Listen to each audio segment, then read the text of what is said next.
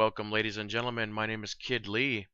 Day 2 of E3 2013 has concluded. I got to see a lot of really good stuff, so I thought I'd give you a recap of everything that I got to see today. The first game on the list was the new Killer Instinct. For those who don't know, Killer Instinct is an upcoming fighting game in the Killer Instinct series, currently being developed by Rare and Double Helix Games. They've put a lot of focus into the combat system, trying to modernize it since the last game. The game will feature a combo system and standard fight game health bars. Along with the launch of the game, they will also have a new fight stick. The game is a launch title for the Xbox One. Any Killer Instinct fans should really enjoy this game. It looks pretty good. As I said, will be an Xbox One exclusive and is scheduled to be released in the fall of 2013. The next game on the list is a game called Super Time Force. Super Time Force is a pixel-styled retro shooter from Carabia Games. An elite team of heroes called the Super Time Force must travel through time and use heavy firepower and the ability to manipulate time to overcome their enemies. The game features different classes of characters, such as melee or range. As far as gameplay, it is a side-scrolling shooter.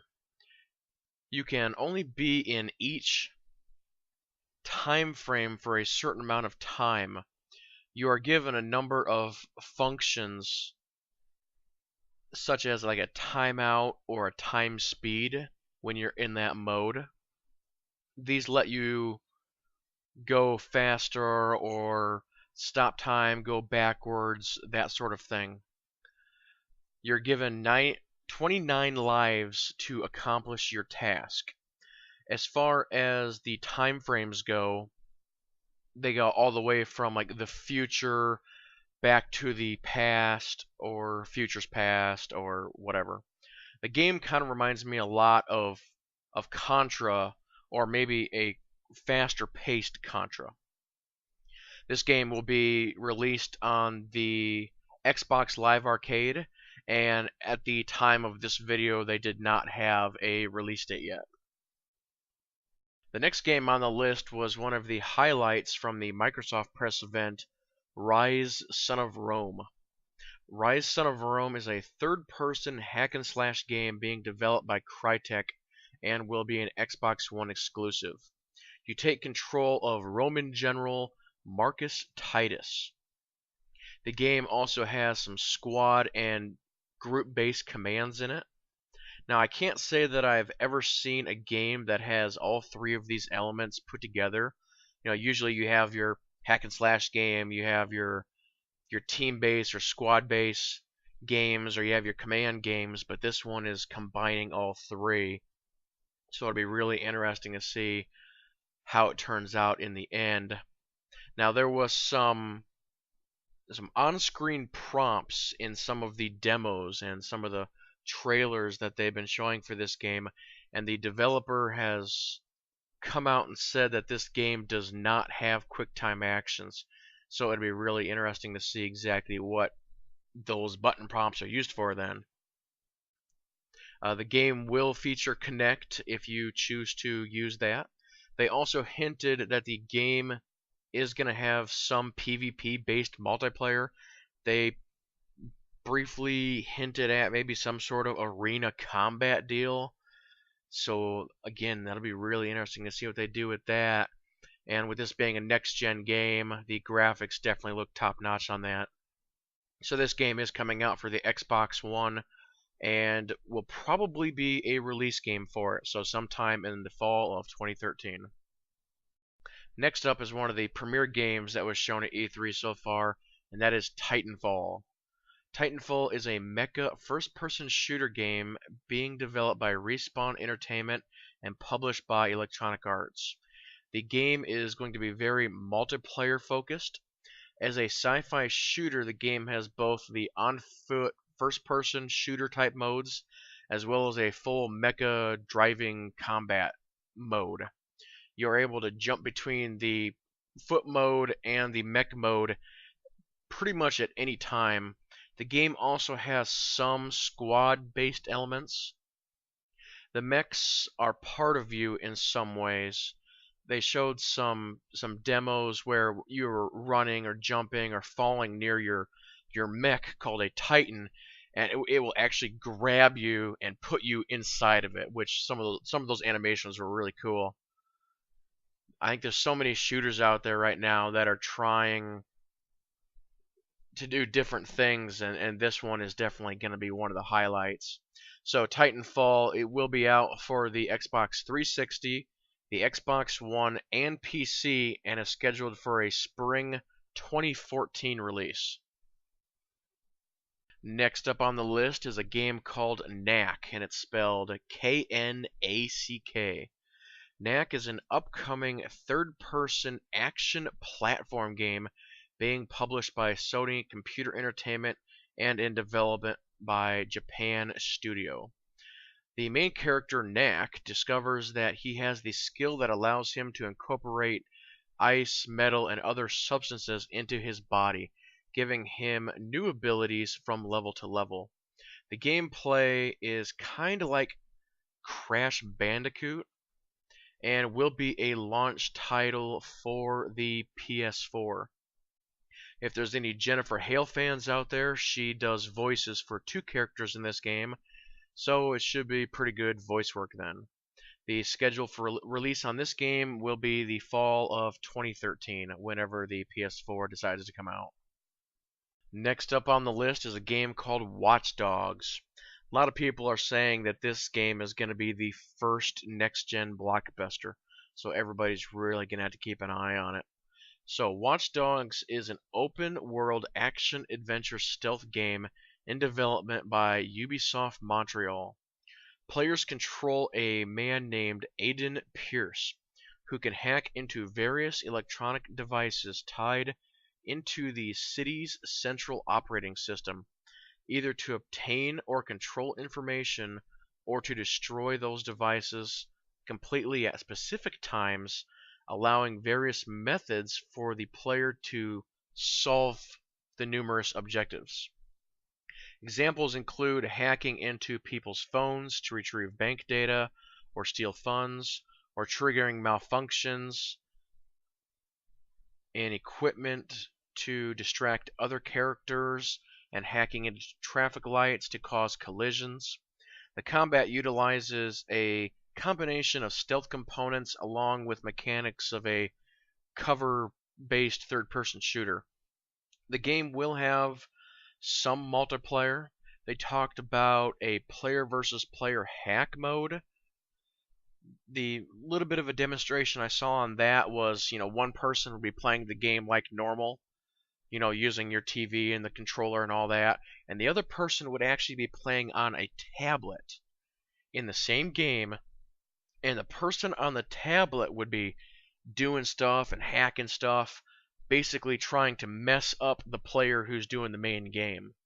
So that'll be really interesting to see how well that works. This game will be released for the 360, the Xbox One, the PS3, the PS4, and the Wii U, and the PC. Now, with this being a optional next-gen game, I would strongly encourage everybody to make sure they either get it on the PC, the Wii U, the Xbox One, or the PS4 for the best experience. Next up is the Need for Speed Rivals. Now, Need for Speed Arrival is an upcoming open-world racing game in development at Ghost Games. The game will feature gameplay similar to the 2010's Need for Speed Hot Pursuit. It will feature full day-night cycles and a much more realistic weather system. It is using the new Frostbite 3 engine. As in previous games, you are able to customize your car, and there will be a drop-in, drop-out type of co-op. This game will be released on the Xbox 360, the Xbox One, PS3, PS4, and the PC, and is scheduled to be released on November 19th of 2013. Next up is Assassin's Creed 4 Black Flag. For those who don't know, Assassin's Creed is a open world action adventure stealth type game being developed by Ubisoft Montreal. This particular game has a very much of a pirate theme going for it. It will feature the three main cities of Havana, Kingston, and Nassau, which reside under the Spanish, English, and pirate influences at those particular times. The game will also feature 50 locations to explore with about a 60-40 balance between land and naval exploration slash combat. This Assassin's Creed will have more of an open world feel compared to some of the previous ones, with missions closer to the original Assassin's Creed with fewer restrictions for the players. Assassin's Creed 4 Black Flag will be out for the Xbox 360, the Xbox One, PS3, PS4, PC, and Wii U on October 13th, 2013. Next up on the list is the new Mad Max game. For this game, the playable demo was only behind closed doors, and they only showed a brief trailer for it. So based on what the devs were saying, here's all the information I have on it. They said that the Mad Max game will be an open world game. It will feature car combat. You will be able to customize and even build your own car. The game development is currently in pre-alpha, and there is no multiplayer planned at this time. They didn't give a time frame or release date, and we have no idea what systems it will be released on, so there's the end of that one. Next up is a game called Thief. Thief is an upcoming game developed by Eidos Montreal and published by Square Enix. It is a reboot of the Thief series. Players control Garrett, a master thief, as he intends to steal from the rich, and I assume give to the poor. Similar to previous games in the series, the players must use stealth in order to overcome challenges, while violence is left as a sort of last resort. Gameplay is choice-driven, with players having a number of possible paths and approaches to any given level. The players must use the environment to their advantage, as well as pickpocketing characters. The game is controlled from a first-person view. This game will be released for the Xbox One and PlayStation 4 along with the PC, and is set for a 2014 release. Next up on the list is Beyond Two Souls. This is another big banner game for the PlayStation. So for those who don't know, Beyond Two Souls is an upcoming game for the PlayStation 3 that is under development by Quantic Dreams. It stars actors Ellen Page and William Dafoe. The game will feature psychological, spiritual, and thriller elements. It is centered around the question about what happens after death. The game lets players take control of Jodie Holmes through 15 years of her life. On the journey, she discovers the true meaning of the entity Aiden, who has been alongside her throughout her life. The game is very much about playing a movie or story. This will be released for the PlayStation 3 on October 8th of 2013. Next up on the list is Destiny, another one of the real big banner games that was shown here at E3. Destiny is an upcoming action role-playing first-person shooter in a mystic science fiction open-world setting. It is in development by Bungie and will be published by Activision as part of a 10-year story arc. Basically, they're trying to run this game for 10 years, and it will have an ever-changing, ever-evolving story. Destiny is set 700 years into the future in a post-end-of-the-world setting. Destiny will center around the journey of the Guardians, the last defenders of humanity, set to protect Earth's last city. The Guardians are divided into 3 distinct races. The players will also be able to choose a class to go alongside with their race. The three classes available to players in Destiny are the Hunters, Warlocks, and Titans. The game's style has been described as an always online, first-person shooter, again with the MMO type elements. So Destiny will be released on the 360, PS3, Xbox One, PS4 sometime in 2014. And again, this is going to be definitely a next-gen game, so if at possible, you will definitely want to wait and get it on one of the next-gen consoles. And finally, the last game that I got to see on day 2 was Call of Duty Ghost. Do I really need to say anything else? It's Call of Duty. Okay. Call of Duty Ghost is an upcoming first-person shooter and is the 10th installment in the Call of Duty series. This one is developed by Infinity Ward. Ghost takes place following a devastating event that changes the global balance of power, with the United States no longer recognized as a superpower. 10 years after the event, a band of elite soldiers known as Ghosts wage a covert war against an unseen enemy, with the outcome having far-reaching consequences for both themselves and the remains of America. Now here at E3, they did not talk about multiplayer at all. They basically just talked about the general feel of the game and the campaign a little bit. So the graphics, the gameplay, and the AI are better than ever. You will have a dog squad member in the single-player campaign. You are able to issue commands to the dog and do things like attack people. The dog has a camera and an earpiece.